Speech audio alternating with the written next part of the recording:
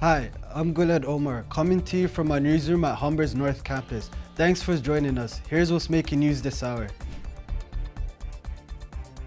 Prime Minister Justin Trudeau is sitting down with US President Donald Trump to seek common ground as uncertainty looms over the future of NAFTA. Trudeau and Trump met at the White House. They are having talks about how to revamp the North American Free Trade Agreement. Trudeau is accompanied by his wife Sophie, as well as Foreign Affairs Minister Chrystia Freeland and Parliament Secretary Andrew Leslie.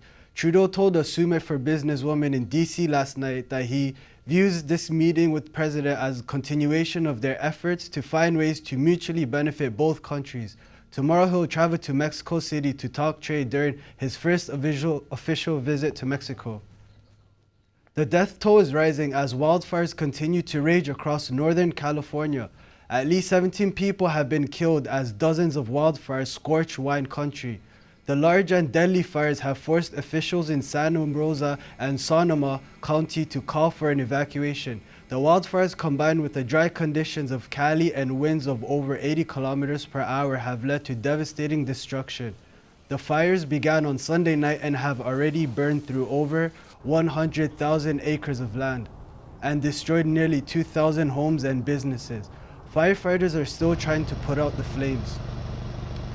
Catalonia's president has signed a document declaring Catalonia's independence from Spain. However, he is going to wait for a few weeks while the Spanish government seeks dialogue to resolve the dispute.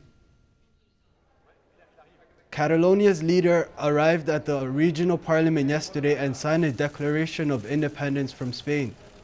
Many supporters for Catalonia's independence are not happy it's being put on hold, at least for now. Spain says it may restrict the regional powers in Catalonia. The situation has been increasingly tense for weeks. Sears Canada have decided to throw in the towel. The department store chain has been struggling with sales since late June.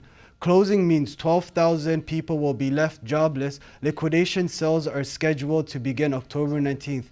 The sales will last 10 to 14 weeks. Ontario colleges, including Humber, could be facing a potential strike as early as this Monday. We took to the halls of Humber to ask students what they thought about the possibility of a strike.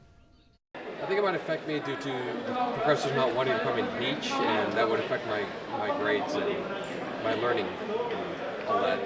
And I've heard that other strikes that you have to pay a second time for the semester, and that could affect me financially. I think it'll affect me a lot because we won't have any classes, which is good, but later on when the strikes stop, then we're gonna get bombarded with assignments and everything. It's gonna be hard to catch up.